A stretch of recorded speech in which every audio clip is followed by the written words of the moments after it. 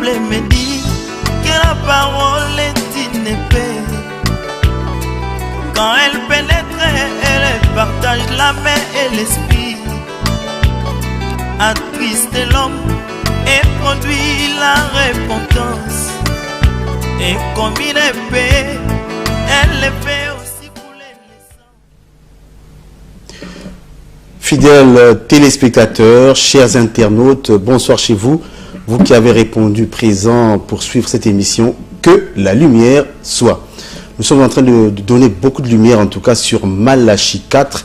Tel est donc le thème que nous sommes en train d'exploiter avec le docteur Clide Mundanga que nous avons sur ce plateau.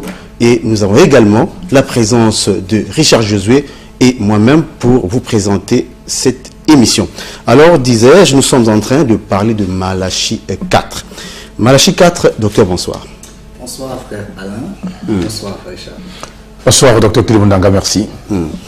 Malachie 4 est donc le thème, docteur, que vous êtes en train d'exploiter, de nous expliquer. Et vous savez, vous avez dit une fois ici qu'il faut préserver le peuple. Préserver le peuple et lui apporter la bonne information, le bon enseignement, la bonne parole.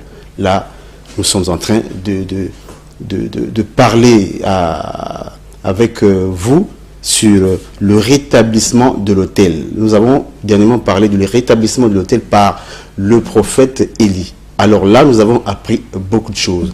Nous disons simplement que il nous faut nous replonger d'abord dans la lecture de la parole de Dieu pour nous repositionner sur ce que nous étions en train de dire, docteur. On peut aller? Oui. Merci beaucoup. Alors, mon frère Charles Josué pour... Alors, donc, nous sommes donc dans l'Ancien Testament, bien sûr, hein, le livre de 1 Roi. 1 Roi. Chapitre 18. Merci.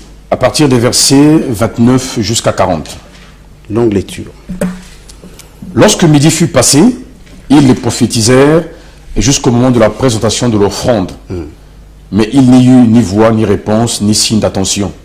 Il dit alors à tout le peuple, approchez-vous de moi. Tout le peuple s'approcha de lui, et il y rétablit l'autel de l'Éternel, qui avait été renversé. Il prit 12 pierres d'après le nombre des tribus des fils de Jacob, auxquels l'Éternel avait dit, Israël sera ton nom. Et il bâtit avec ces pierres un autel au nom de l'Éternel. Il fit tout autour de l'autel un fossé de la capacité de 2 mesures de semences. Il arrangea le bois, coupa le taureau par morceaux et le plaça sur le bois. Puis il dit, remplissez d'eau 4 cruches et versez-les sur l'holocauste et sur le bois. Il dit, faites-le une seconde fois. Et ils le firent une seconde fois. Il dit, faites-le une troisième fois. Et ils le firent une troisième fois. L'eau coula autour de l'autel et l'on remplit aussi d'eau le fossé. Au moment de la présentation de l'offrande, Élie, le prophète, s'avança et dit, Éternel, Dieu d'Abraham, d'Isaac et d'Israël, que l'on sache aujourd'hui que tu es Dieu en Israël, que je suis ton serviteur et que j'ai fait toutes ces choses par ta parole. Et réponds-moi, Éternel, réponds-moi, afin que ce peuple reconnaisse que c'est toi, Éternel, qui est Dieu, et que c'est toi qui ramènes leur cœur. Et le feu de l'Éternel tomba, et il consuma l'holocauste, le bois, les pierres et la terre, et il absorba l'eau qui était dans le fossé. Quand tout le peuple vit cela, ils tombèrent sur leur visage et dirent, c'est l'Éternel qui est Dieu, c'est l'Éternel qui est Dieu. Saisissez les prophètes de Baal. On peut déjà s'arrêter par là. Je pense que nous avons déjà l'image. Nous voyons comment le cœur étant ramené, le peuple a reconnu. C'est-à-dire le décor est planté, quoi. Et le peuple reconnaît que l'Éternel est Dieu. Le peuple reprend la vraie adoration. Du coup, les faux prophètes sont éjectés et automatiquement, la vraie adoration revient. Alors, c'est ce que l'Écriture a déjà appelé ramener les cœurs. Tout à fait. C'est ce que l'Écriture a déjà appelé rétablir. Donc, quand on dit que Élie doit revenir et rétablir toutes choses, ce rétablissement dont parlent les Écritures dans les Évangiles, en réalité, ce rétablissement part depuis le livre des rois, parce qu'il n'y a rien de nouveau sous le soleil. Nous l'avions dit, ce qui était, c'est ce qui sera. Dieu ramène ce qui était déjà passé. Alors, avant qu'on ne puisse avancer plus longuement avec notre sujet, il est important de rappeler quelque chose. C'est que Élie, d'abord Jean le Baptiste, qui manifeste l'esprit d'Élie. Jean-Baptiste, je l'avais dit, l'Écriture aussi l'avait présenté, présente le Seigneur 2 fois. 2 fois. Il y a un détail, la première fois, voici l'agneau de Dieu qui ôte le péché du monde. Personne ne suit Jésus. Les disciples restent avec Jean-Baptiste. La seconde fois, voici l'agneau de Dieu. Tout court, 2 des disciples de Jean vont quitter Jean pour suivre Jésus. Détail important. Très important. Et j'avais expliqué que ces 2 présentations expliquent aussi la double portion de l'esprit d'Élie. Dans la première portion, Élie doit présenter le Seigneur dans sa venue, parce qu'il y a présenté Jésus dans sa venue et dans son avènement. Ah oui, bien sûr. 2 jeux de mots qu'il faut. Deux éléments importants. Ah oui, il y a la venue et il y a l'avènement. Jésus ne vient pas 3 fois. Jésus est venu une fois et il reviendra. Voyez-vous? Donc par rapport à ces 2 visites du Seigneur, la première c'est la venue, déjà accomplie en Israël, et l'avènement que nous attendons tous, en réalité. Ou que le monde attend. Alors, dans l'avènement aussi... Le monde attend, précision importante, les gentils, que les gentils attendent. Évidemment. Ce n'est pas Israël qui attend cet avènement du Seigneur, mais ce sont les gentils. L'avènement, c'est toujours Israël. Parce que dans l'avènement, c'est le Shiloh, l'avènement. Donc le Shiloh vient... Oui, docteur. Justement, à l'heure où nous diffusons cette émission, nous sommes en direct sur l'antenne de MCRTV depuis Pointe-Noire au Congo-Brazzaville, et nous sommes suivis à travers le monde. D'ailleurs, soit dit en passant, je rappelle qu'il y a une téléspectatrice qui m'a contacté personnellement depuis Accra au Ghana. Ça veut dire que c'est toujours bien que de temps en temps que vous puissiez apporter des précisions justement pour que les uns et les autres se situent et s'équilibrent. Parce que lorsque vous dites c'est pour Israël, mais les chrétiens du monde entier attendent le retour du Seigneur. Comment faut-il donc appeler ça? Comment faut-il appréhender ça? Et dans quel contexte passe ça par rapport à la venue et l'avènement dont vous faites état? Il y a une nuance entre l'avènement et la venue du Seigneur. Jésus était déjà venu, nous le savons, c'est ce qui fait de nous des croyants, parce qu'il est venu, il a accompli l'œuvre à la croix. L'avènement se voudrait le retour glorieux du Seigneur. Or, le retour glorieux du Seigneur, l'Écriture dit tel il est parti, tel il y reviendra. Il reviendra. Voyez-vous? En réalité, si je dois je dois tenir la rigueur de la prophétie, je dirais que l'Église n'attend pas l'avènement du Seigneur, mais l'Église attend l'enlèvement. Mais pourquoi nous a-t-on enseigné dans les églises que Jésus reviendra chercher son église? Je dis bien... reviendra nous chercher. C'est ce que nous a enseigné. Si je dois tenir la rigueur des mots, dans les termes prophétiques, lorsqu'on parle de l'avènement, c'est le retour glorieux. Maintenant, on va expliquer certaines écritures que Paul a signifiées. Quand on parle de l'avènement c'est le retour glorieux, l'arrivée d'un règne, d'un système. Alors, quand le Seigneur reviendra, d'après ce qui est écrit quand on parle de Matthieu 24, ici, là-bas, ça concerne le retour glorieux, où il vient pour mettre fin au système de la bête, et il engagera aussi la bataille de l'Armageddon, qui sera sanctionné par l'arrestation de la bête et du faux prophète, qui seront donc liés pendant 1000 ans, pendant qu'il va instaurer le règne millénaire. Ça, c'est le retour glorieux. Voyez-vous, c'est pas ce que l'Église attend. Ça, c'est Israël qui attend ça. Cependant, excusez-moi, ça se passe lorsque l'Église n'est plus. Il y a déjà eu un enlèvement. C'est d'où l'important justement de clarifier ces différents éléments de l'évangile et de la foi, de façon que justement cette foi des croyants à travers le monde soit davantage positionnée, docteur. Vous comprenez que ça peut paraître banal pour vous, mais pour nous, simples fidèles, ça pose à la fois la question de la compréhension du fait chrétien et même de notre foi. Quant à savoir, quand nous croisons le Christ, quand vient-il nous chercher en tant qu'entre guillemets option de l'enlèvement et son retour justement pour sceller la fin du présent système des choses? Ok. Nous allons, pour ne pas perdre les téléspectateurs et les internautes, parce que nous sommes aussi en direct sur les différents réseaux sociaux, notamment Facebook et autres. Oui.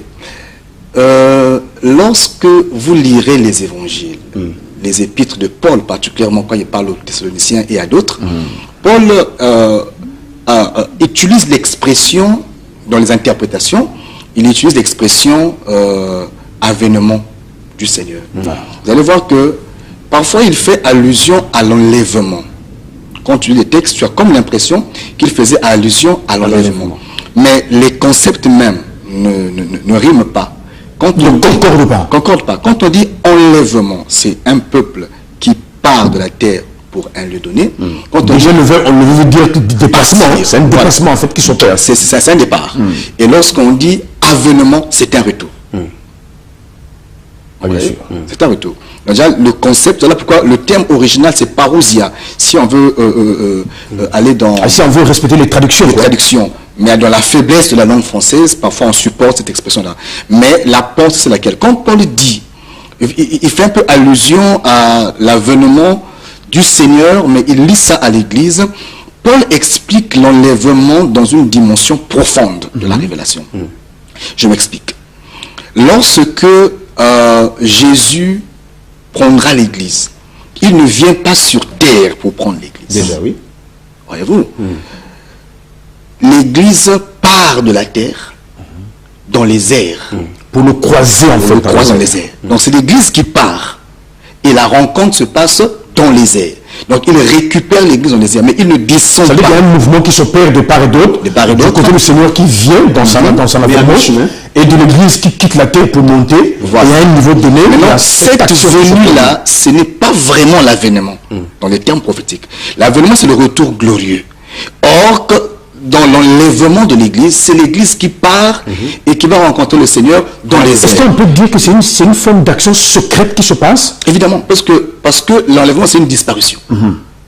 Soudaine. Voilà, quand on dit que le monde où les gentils... La vie continuera comme si le monde... Normalement, il n'y a qu'un peuple qui disparaîtra.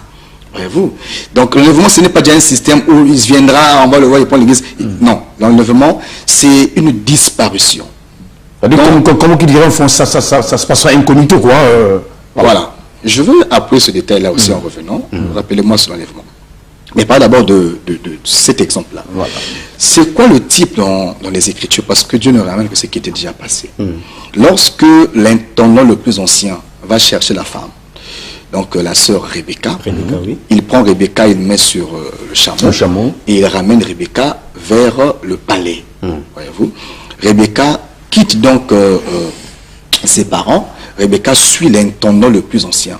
Et l'intendant enseigne Rebecca sur l'époux qu'elle n'a pas encore vu, mais qu'elle aime déjà. De façon qu'elle apprenne à connaître l'époux. À connaître l'époux. Qu'elle n'a pas encore vu, mais qu'elle connaît par l'enseignement et les paroles de l'intendant qui connaît mieux l'époux que elle. Et arrivée à un certain niveau, elle aperçoit un homme. Quand Rebecca arrive dans l'espace de la parcelle, l'Écriture mentionne que Isaac était sorti de la maison, de la chambre pour aller dans le champ. Mais il reste dans la parcelle, dans le champ.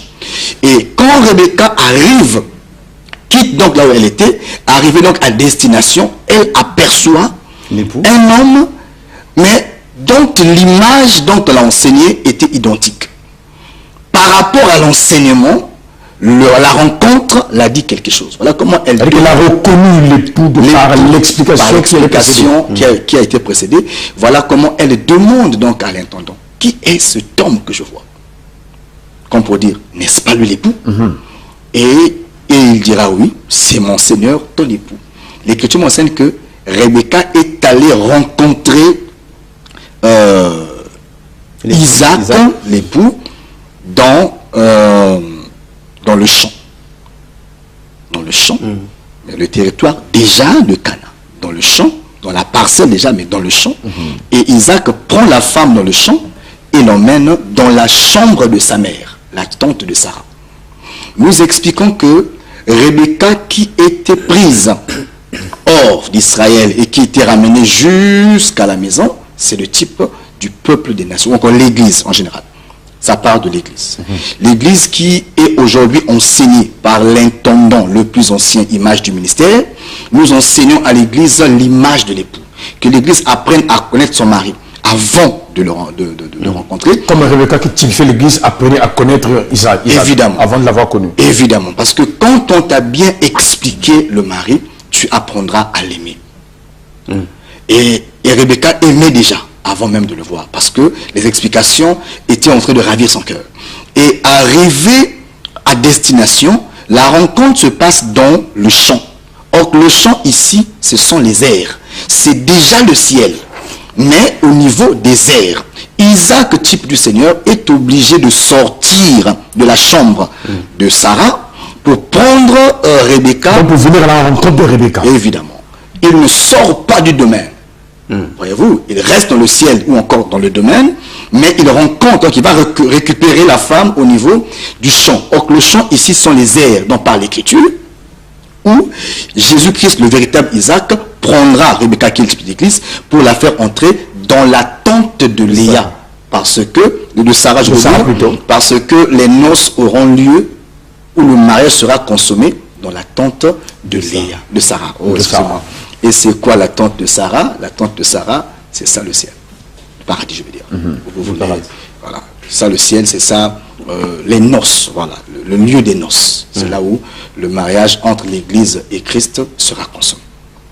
Donc, vous voyez que lorsqu'on parle de l'avènement, quand Paul parle de l'avènement, il fait allusion à ce mouvement du Seigneur qui vient prendre l'Église. Voilà pourquoi il ne parle pas de l'avènement de l'Église, mais l'avènement du Seigneur. L'avènement concerne Jésus, l'enlèvement concerne l'Église. C'est la nuance. Mais vous comprenez, révérend, en tant que docteur de l'Évangile, que ces soucis autour de la traduction, des traductions, posent aussi parfois le problème de déclinaison doctrinale. Évidemment. Au point que ça divisait aussi bien les chrétiens, les croyants, que les églises à travers le monde. Le ministère, confessant le même Seigneur. Le ministère est censé connaître la pensée de Dieu. Nous disons que même si on nous ravit la Bible, on va continuer à prêcher Dieu. Parce que pourtant, il n'empêche qu'il y a des divisions à travers le monde, ici même au Congo-Brazzaville. Oui, nous avons le ministère, c'est avoir accès à la pensée de Dieu. Quand on connaît la pensée de Dieu, on saura classer les Écritures. Mais là, ça pose la question. Il y a ceux qui ne connaissent pas. Voilà, là, ça pose la question de qui est ministre de Dieu et qui ne l'est pas. Évidemment, si on pouvait laisser la prédication au prédicateur, on aura moins de problèmes. C'est que nous avons aujourd'hui des maçons qui deviennent prédicateurs, nous avons des boulangers qui deviennent prédicateurs, nous avons des hommes de droit qui deviennent prédicateurs. Est-ce que le docteur qui lui pointe quelques-uns du doigt directement? Je ne pointe personne, je veux juste préciser les choses. Quand on a pris le tabernacle, l'Écriture m'enseigne qu'on a bâti le tabernacle mais en pièces détachées, pièce par pièce, et on a ramené tout auprès de Moïse. C'était maintenant à Moïse de rassembler, qui connaissait le modèle. Donc en tant que ministre de Dieu, connaissant le modèle depuis le ciel, même si les pièces sont détachées, il sera. Moïse n'avait rien pour se référer, mais il avait ça. Le tabernacle était dans l'esprit de Moïse. Dieu a imprimé le tabernacle en Moïse. C'est maintenant Moïse, partant des éléments, qui doit remonter selon le modèle, parce que Dieu lui a dit: fais tout selon le modèle que tu as vu. Un bon architecte. Un bon architecte. Et c'est ça le ministère. Le ministère, c'est prendre les pièces détachées et former un corps. Les assembler et les rassembler. Les Écritures telles que la Bible nous les présente, c'est un tabernacle dépiécé.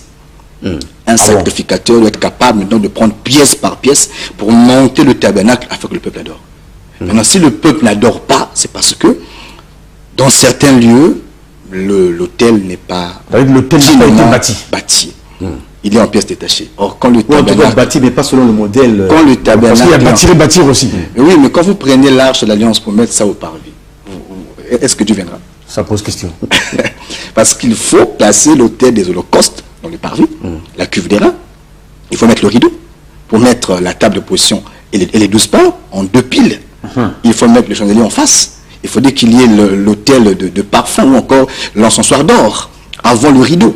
Et après le rideau, il faudrait qu'il y ait l'arche de l'alliance. Avec quoi il doit y avoir un chérubin avec 2 ailes déployées. Donc s'il n'y a pas, si celui qui prêche, le sacrificateur, n'a pas de connaissance sur le modèle déjà du tabernacle, mais il ferait de n'importe quoi. Voilà pourquoi le ministère ne s'apprend pas à l'école.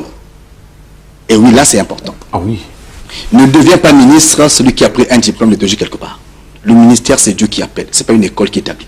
Vous pointez déjà... Je ne pointe personne. C'est important. Je veux juste rappeler le collègue ministre de la parole que ce n'est pas ton diplôme qui fera de toi un ministre. On a beaucoup de diplômés, même dans la ville, en théologie. On a fait que Dieu reste fermé dans plusieurs lieux. Tout à fait.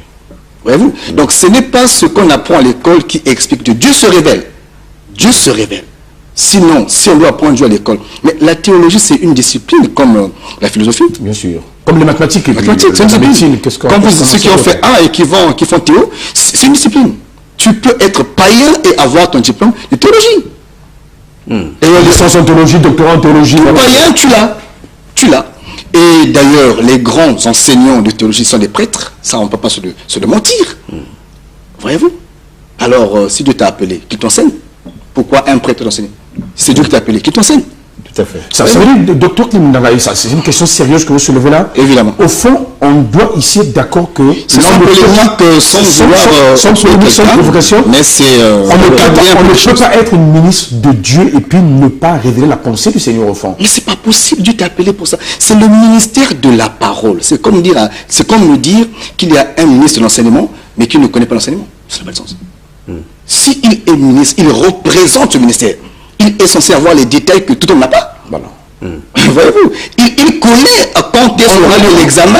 On dirait même qu'il a les détails que même le chef d'État n'a pas. Évidemment, c'est lui qui informe le chef. Voilà, bien sûr. C'est lui qui informe le chef. Parce que si on dit qu'il est ministre d'enseignement, il ne connaît pas le nombre des élèves de la circonscription, le nombre d'établissements, il y a un problème. Il est ministre pour ça, c'est son domaine. Voyez-vous? Et le ministre de la Justice n'a pas de leçon à donner en termes d'enseignement à celui qui est appelé à faire ce travail. C'est comme nous sommes des ministres de la parole. Christ nous a mis à part pour ce travail-là. Tout à fait. Voyez-vous? Et c'est à nous d'éclairer le peuple, le monde, au travers de la parole. On ne va pas apprendre à un chantre comment reconnaître une gamme de musique, sinon il n'est plus chantre. C'est son domaine de prédilection. Voilà. Et justement, ces précisions sont d'importance surtout par rapport au thème que nous sommes en train de déballer depuis le 6 juillet dernier. Parce que la problématique sur Malachie 4 pose toute la question justement de qui est ministre et qui a été appelé pour être à même justement de nous déballer et de nous dévoiler les complexités de l'évangile. On peut y aller, mon cher Alain. Encore que, comme nous avons commencé l'émission, vous avez fait comprendre finalement que déjà, que Élie ne viendrait pas pour les nations, mais pour Israël. Ça, c'est déjà une position très importante. Ça amène une cassure par rapport à ce que nous avons reçu comme enseignement. Et des questions fuseront certainement dans ce sens. Oui, je les attends impatiemment. Entre-temps, pour avancer, oui. Élie doit rétablir toutes choses. Ça, c'est le maître qui l'a dit. Et nous avons expliqué que Jean-Baptiste, dans la première présentation, présente un agneau qui doit être immolé, la première venue, donc la venue. Et lorsqu'il présentera l'agneau de Dieu, ça c'est le nom, l'avènement. Avant l'avènement, il faudrait que l'esprit d'Élie, donc de Malachie 4, vienne pour ramener les cœurs. Parce que pendant la venue, dans la préscience de Dieu, c'est vrai quand vous lisez, on dit qu'il est venu pour Israël. Mais Dieu savait que Jésus ne venait pas pour Israël. Quand on prêche la prophétie, parce que lire est une chose, comprendre en est une autre. Dieu, le Seigneur ne venait pas pour Israël. Non, c'est important, docteur. Lire est une chose et comprendre en est une autre. On a des problèmes parce qu'il y a trop de lecteurs. L'Écriture dit que celui qui lit, fasse attention. Et ceux qui entendent, il n'est pas donné à tout le monde de lire. Tout à fait. Quand on dit celui qui lit, c'est la charge ministérielle. Quelqu'un dit qu'il n'y ait pas parmi vous beaucoup d'enseignants. C'est le grand problème qu'on a aujourd'hui. Tout le monde s'improvise enseignant. Et quand tu as expliqué la pensée de Dieu, on ne sait pas. Mais comment es-tu devenu enseignant et la pensée de Dieu t'est cachée? Et enseigner quoi finalement? Il y a un souci. Alors, quand on parle de l'avènement, il faudrait aussi que Élie vienne donc préparer cet événement. Donc, quand Élie viendra de Malachie 4 pour préparer l'avènement, c'est que Malachie 4... Toujours du côté de l'Israël, bien sûr. Israël, bien sûr. Or, Dieu savait... Vous demandez Israël physique, évidemment. pour être plus précis. Quand nous, pour appuyer ce que je dis, quand nous vérifions les 70 semaines de Daniel, là où tout était déjà prévu, nous savons que le oint devait être étanché. Ça, c'était cool. Tout à fait. Donc, quand Jésus vient, il sait qu'il doit mourir. Il a dit, si le grain de blé qui est tombé en terre ne meurt, il ne peut produire. Mais c'est qui le grain de blé? C'est lui. Donc, il sait que quand il vient en terre, c'est pour mourir. Et qui le tuera? Israël. Il sait que Israël le régnera. Pour qu'un peuple ait accès. Si le cœur est déjà ramené par Jean-Baptiste, comme plusieurs le prétendent, et que Israël croyait déjà, mais nous, on ne serait plus sauvés. Nous entrons parce que Israël ne veut pas croire. Voyez-vous, c'est ça le ministère de la femme courbée dans le temple pendant 18 ans. Cette courbure-là, c'était pour un but. Je ferme la parenthèse, je pense qu'on en parlera aujourd'hui du Seigneur. Mais nous revenons pour dire que Dieu savait que dans la première venue, le peuple d'Israël le rejetterait pour qu'il soit accueilli par Israël. Par les nations plutôt. Par les nations plutôt, bien sûr. L'ombre explique ça. Quand Joseph quitte le père pour aller voir ses frères doivent le vendre. C'était comme ça. Quand le vend, c'est pour permettre à Joseph justement d'aller en Égypte, s'ouvrir. Que la prophétie qui disait que il faudrait que les 11 se prosternent devant lui s'accomplisse. Tant qu'il n'est pas vendu, tant qu'il n'est pas rejeté par ses frères, mais la prophétie ne s'accomplira pas. Or que Joseph, qui quitte le père pour aller vers ses frères, mais c'est Christ. Voyez-vous, qui quitte le père et qui est allé chez les siens, mais l'écriture dit que les siens ne l'ont pas reçu. Maintenant, à tous ceux qui l'ont reçu, qui? Les gentils, donc les nations. Les Égyptiens. À ceux qui croient en son nom. Voyez-vous, Joseph a donné le pouvoir de devenir juif. Celui qui croit en Joseph devient juif. Et Joseph, vous savez que Joseph a pris les enfants de mères égyptiennes pour les faire entrer parmi les 12 tribus. Mais s'il n'y avait pas vente Joseph, il n'y aurait pas aussi suite à la prophétie. Donc, c'était prévu que Christ soit rejeté. Voilà pourquoi Jean-Baptiste fait les deux actions déjà. Dans la première, c'est l'immolation. Dans la deuxième, c'est le rétablissement. Et les deux disciples iront et suivront Jésus.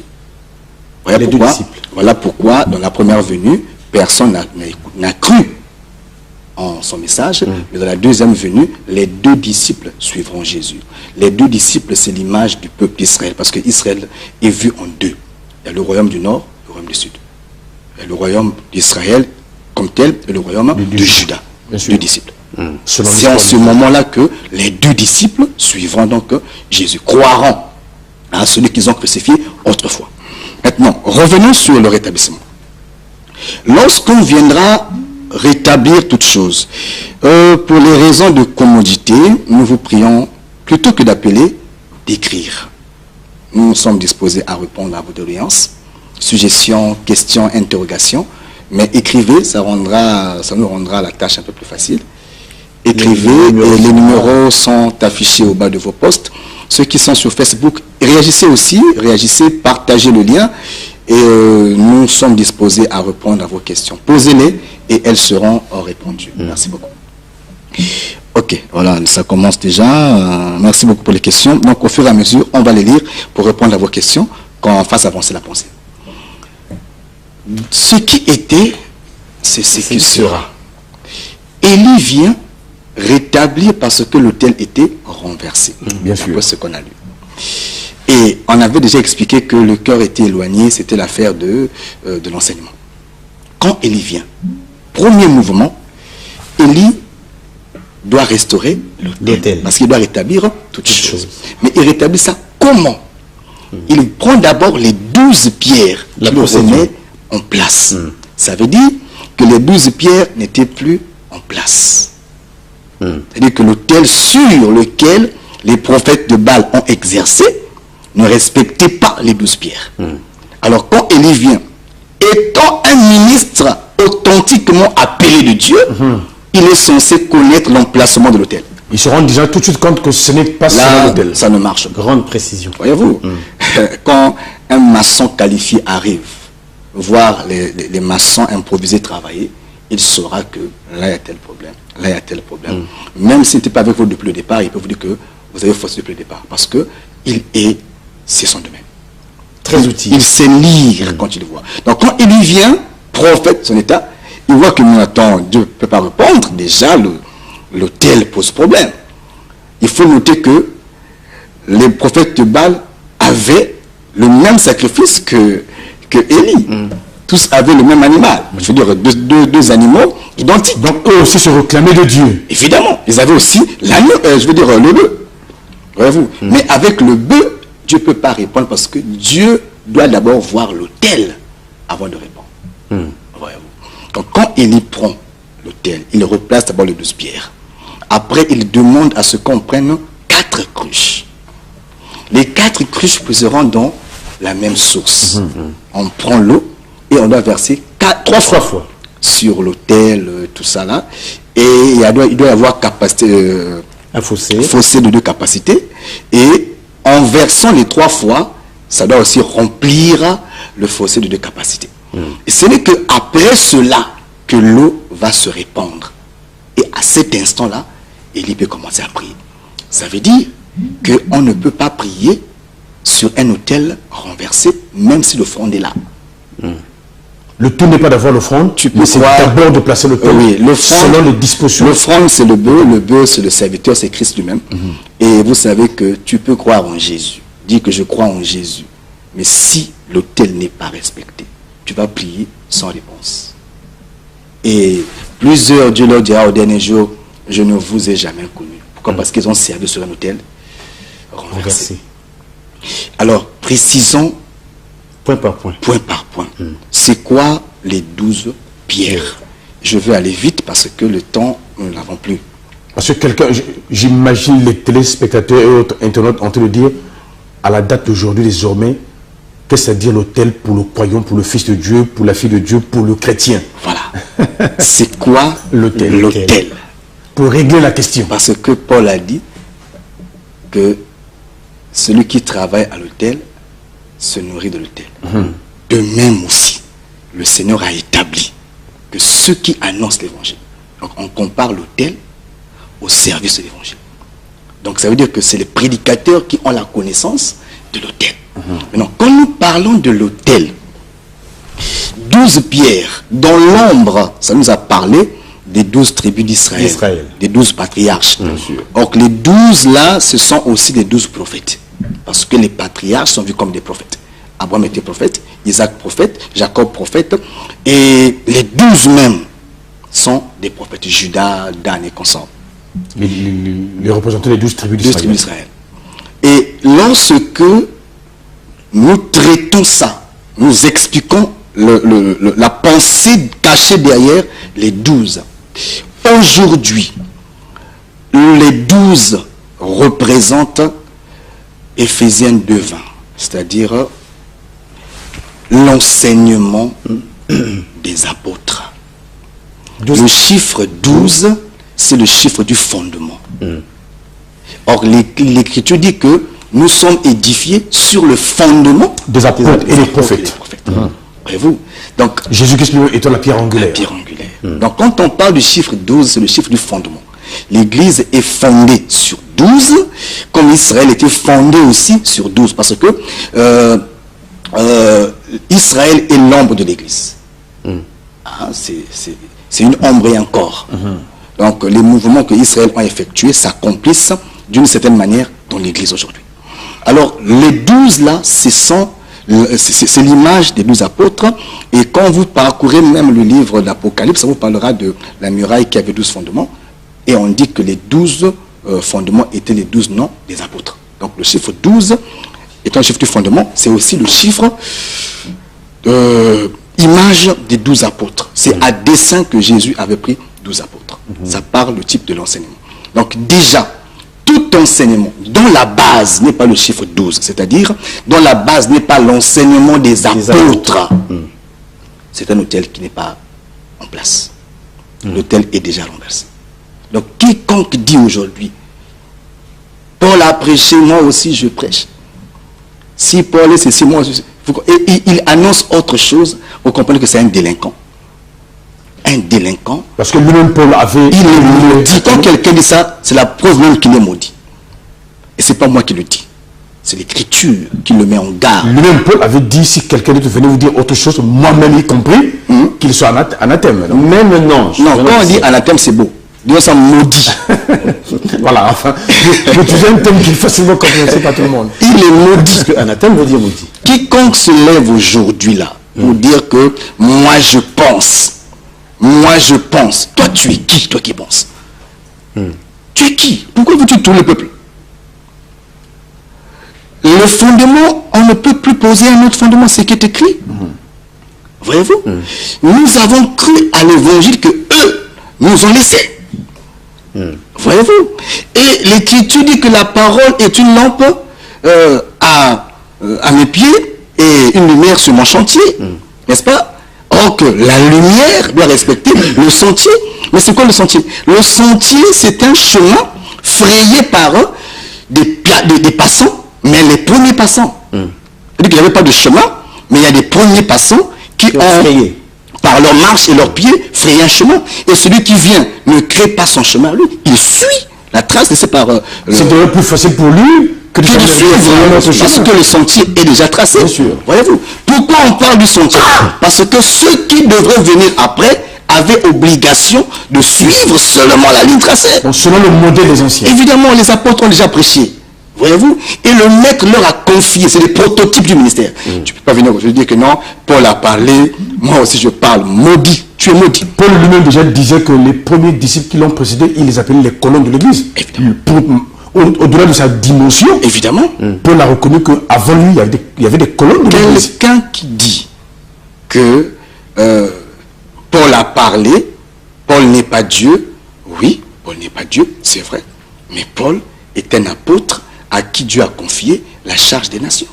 C'est sans contredit. Sur cette question, docteur Kilimundanga, je ne peux pas me manquer l'occasion de justement d'embrayer sur cette question complexe.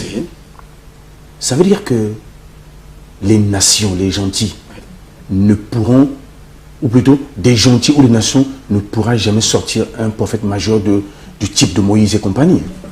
Mais Moïse, Élie... Parce que c'est là toute la problématique au fond. C'est-à-dire que de chez nous, les gentils, les nations, ne pourra jamais sortir un prophète de type Moïse, Élie du Tishbite, Élisée, qu'est-ce que j'en sais? Qui soit au-dessus des Éphésiens 4. Des Éphésiens 4. Mais parce que c'est là toute la question au fond. Déjà, celui qui n'est pas Éphésiens 4, il fait quoi dans l'église? Enfin, peut-être qu'il peut commencer Éphésiens 4 et puis devenir prophète majeur, ou apôtre majeur, ou docteur majeur. La Bible dit... Éphésiens 4, verset 11. Étant monté, il a fait des dons. Il a donné aux uns comme aux autres, comme, pour le perfectionnement des saints en vue de l'œuvre du ministère. Il n'y a pas enlèvement si les saints n'atteignent pas la perfection. Ça veut dire que c'est le message des Éphésiens. Donc les Éphésiens ont l'obligation de conduire le peuple à la perfection. C'est eux qui ont le mandat. Ce n'est pas un prophète qui sort du Japon, de la Jamaïque, je ne sais pas, des États-Unis. Ça n'a pas de sens. Il n'y a pas de souche dans les Écritures. Pour qu'un prophète soit majeur, il doit être porteur d'une alliance. Une alliance. À l'exemple de Moïse. De Moïse. Et donc du Seigneur Jésus-Christ. Évidemment. Ça veut dire que vous êtes en train de dire que pour être un prophète majeur, il faut d'abord être israélite. Est-ce qu'on doit comprendre ça comme ça? Il n'y aura jamais de prophète majeur dans les nations. Ça n'existera pas. Les Écritures ont déjà tout prévu. N'inventons pas. Même si un homme qui est apparu a été capable de démontrer, entre guillemets, les signes du prophète comme autrefois en Israël. Quel signe?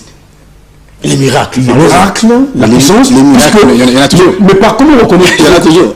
Docteur Klim, comment on reconnaissait tant que Moïse était envoyé de Dieu? C'était par des signes, non? Quel signe, par exemple? Moïse, Élie, les prodiges, les miracles. Les miracles, il y en a toujours.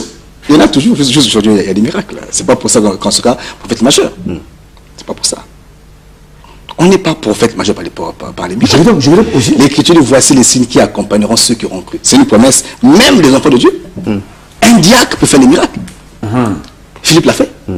Beaucoup de miracles. Alors, docteur Clil, osons la question. Nous sommes justement en plein dans Malachie 4. On ne peut pas ne pas saisir l'occasion de ce temps pour vous interroger à propos. Vous avez entendu parler de frère William Aaron Branham? Oui. autrefois né aux États-Unis d'Amérique, il est mort depuis 1965. Oui. Il est considéré comme étant, je vais dire, sinon l'un, mais peut-être l'unique prophète majeur que les nations aient eu. Donc, il faut déjà rectifier ça. Et Dieu sait que, entre guillemets, hein, moi je ne suis pas de sa génération, Oui. je suis de la génération des années 70, Oui. donc je ne peux pas l'avoir connu, Oui. mais de par ce que j'ai lu, Oui. de par ce sur quoi j'ai enquêté, Oui. il me semble que cet homme, que ce frère, qui fut chrétien, il faut le dire déjà comme ça, aurait démontré la puissance de Dieu, la manifestation de l'Esprit de Dieu, comme jamais avant lui, un homme de chair n'avait démontré après les prophètes dits majeurs d'Israël. Un prophète, Comment vous appréhendez ça? déjà, ça c'est une thèse qui n'engage que sa seule personne, pas les Écritures. Parce que pour être prophète majeur, tu dois être porteur d'une alliance. Enfin, j'allais dire quelle alliance? Mais dans les Écritures, nous avons deux grandes alliances. Voilà pourquoi on parle du prophète majeur. Voyez-vous, nous avons deux grandes alliances. La première alliance, c'est celle que Moïse a promulguée le matin, nous l'avons dit. Et la deuxième et dernière alliance, c'est celle que le Seigneur a promulguée un soir. Donc le maître de même qu'il n'y a que deux Adams, un premier et un dernier, deuxième et dernier. Voyez-vous, quand on dit deuxième et dernier, ça veut dire qu'il n'y aura pas un troisième. Non, si quelqu'un s'improvise troisième, vous voyez que c'est un arriviste. C'est quelqu'un qui, bon, je ne sais pas comment il faut le dire, mais il engage sa seule personne, pas les Écritures. Comment l'Église chrétienne justement va devoir se comporter devant ce qui, entre guillemets, va s'apparenter, ou plutôt s'était apparenté à une supercherie chrétienne ou biblique? Non. Parce que désormais, depuis l'apparition, pardon, docteur Cliff, depuis l'apparition du frère William Marion Branham sur Terre, désormais nous avons des courants chrétiens. Non, les courants ont existé bien avant qu'ils ne naissent. Certes, Beaucoup. mais de parmi nous avons des courants qui sont enfin, qui voudraient s'imposer comme étant les seuls courants détenteurs du vrai évangile. De la vérité. Ça, Du véritable évangile, de la vérité de l'évangile. c'est une prétention. Au point d'ailleurs que vous autres qui êtes C'est une prétention. C'est trop gratuit. C'est trop gratuit. Quand on entend dire que un prophète serait majeur, pour la simple raison que la colonne de feu serait apparue sur sa tête, mais je me dis que, est-ce que les gens lisent la Bible? Pourquoi cette question, docteur? Colonne de feu sur la tête d'un homme, ça va le consumer tout entier.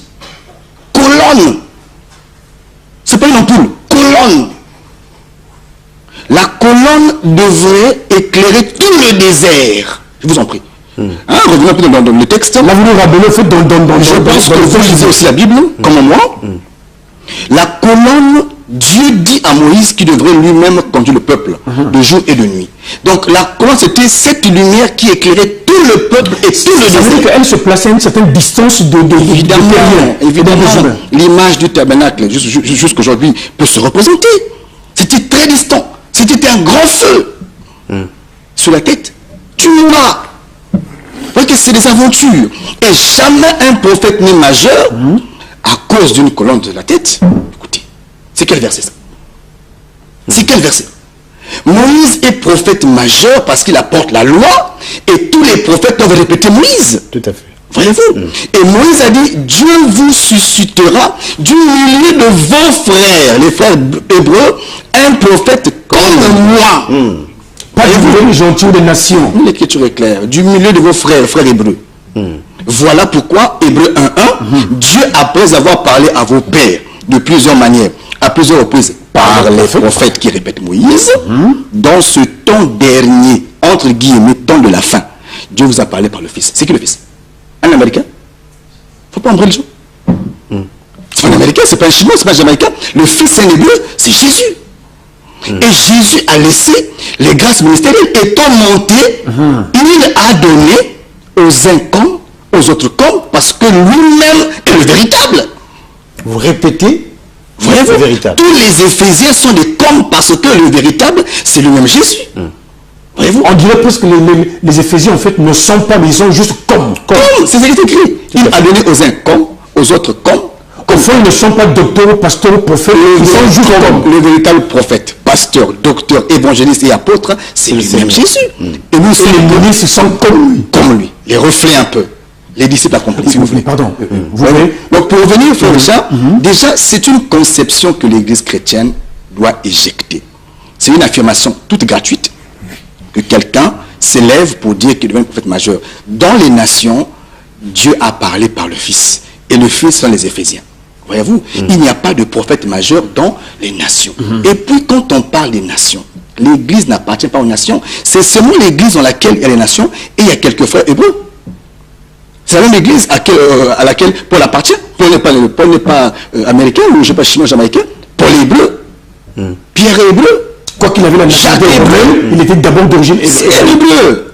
De la tribu d'Éphraïm. C'est un hébreu. Voyez-vous, c'est des juifs, mais ayant cru entre l'alliance de l'église. Dans l'église, il y a et les nations et les juifs. Il ne faut pas que quelqu'un s'improvise. Non, je suis prophète des nations. Ça n'existe pas. Et c'est par manque d'informations qu'aujourd'hui, beaucoup de serviteurs, dans le souci de la titromanie, arrivent jusqu'à s'exclamer évangéliste majeur, je ne sais pas, prophète. Vous comprenez que c'est une question de centrale, docteur. C'est un complexe de mots. Prophète majeur, prophète des nations. On est prophète, on est d'abord prophète pour l'Église. Dieu a établi les grâces ministérielles pour le perfectionnement des saints. Mais pourquoi c'est complexe de l'œuvre du ministère? Le complexe, c'est le manque d'information. C'est le manque d'information, l'insuffisance de la lumière conduit à un complexe.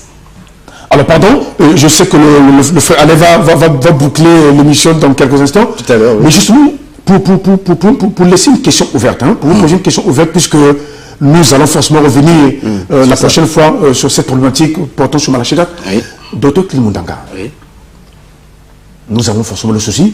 Vous juste un instant. Allons-y. Un frère dit, bonsoir docteur, pourquoi dans la Bible on parle que d'Israël, pas de l'Afrique? C'est important parce qu'il y a beaucoup de courants qui montent. Ah, bien sûr, bien sûr. Donc Dieu ne connaît pas l'Afrique. Non, mais quand on parle de l'Égypte, c'est l'Afrique. Question. Et Jésus lui-même, quand on veut le tuer par Hérode, où a-t-il fui? C'est en Égypte. En Afrique, pour le dire proprement. Bien sûr, en Afrique. Il est venu pour qu'on puisse l'héberger, jusqu'à ce qu'il n'y ait plus de menace d'abord pour lui. Ça veut dire l'Afrique a hébergé le Seigneur. A hébergé le Seigneur, a hébergé le Messie. A gardé le Messie. Quand Israël a fallu tuer son Messie, c'est l'Afrique qui a protégé le Messie et l'a renvoyé après en Israël. Donc l'Afrique a un rôle très important, mais on n'est pas là pour parler de ça. Donc le frère peut se rassurer que l'Afrique a sa place dans le royaume. Dans la Bible, on ne parle pas de la France, on ne parle pas des États-Unis, on ne parle pas de quoi, mais on parle de la Libye. On parle d'Éthiopie. On parle d'Israël, d'Éthiopie, de la Libye, de l'Égypte, donc de l'Afrique. La reine de Séba vient de l'Éthiopie. Bien sûr. Voyez-vous, lui-même Salomon avait des liens avec l'Éthiopie. Voyez-vous, alors que Salomon n'avait aucun lien avec l'Italie, avec la France, la Belgique. C'est le complexe occidental qui nous a fait croire que eux ont connu Dieu avant nous. On a connu le maître avant eux déjà. Ce sont des éléments sur lesquels nous allons revenir. Pardon, frère Alain. Docteur Klimundanga, justement, pour davantage suspendre la pensée ce soir, de façon que les cœurs et les esprits vous attendent au mieux la prochaine fois. Oui. Que deviennent et que deviendront toutes celles et ceux qui, depuis les années 50, ont cru au message de William Marion Branham? Je pose la question exprès. S'ils ne se répondent pas, le salut est fermé pour eux. Sans blague. Sans blague, c'est comme ça. S'ils ne se répandent pas, le salut est fermé pour eux. Telle est donc la conclusion du docteur Klimundanga par rapport à cette question, ouverte en tout cas, car nous pourrons revenir sur cette même question à notre future prochaine émission. Nous sommes à la fin, malheureusement, de cette émission et prenez votre mal en patience. Le mardi prochain, nous reviendrons sur le même thème, Malachie 4. 4 cruches, 3 fois, et pourquoi? Voilà, 4 cruches, 12 pierres. 12 pierres, c'est déjà dit, mais 4 cruches et 3 fois. Voilà. Pourquoi? Évidemment. Les précisions seront données donc par le docteur Kli, bien sûr, à la prochaine émission. Il nous a rassuré que le ministère est là pour répondre aux questions difficiles. Que ceux qui ont des oreilles entendent ce qu'est Parce que c'est pour cela que le ministère a été qualifié. Merci beaucoup. Je disais que ceux qui ont des oreilles entendent ce que l'Esprit dit à l'Église, corps de Christ, et que ceux qui entendent comprennent et pratiquent la parole de Dieu. À bon entendeur, shalom. Shalom. Merci.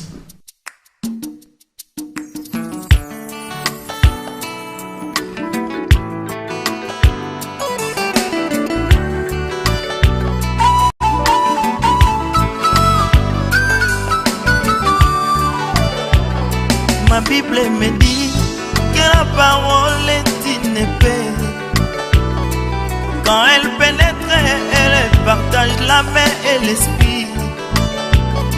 Attriste l'homme et produit la repentance. Et comme une épée, elle le fait aussi couler le sang.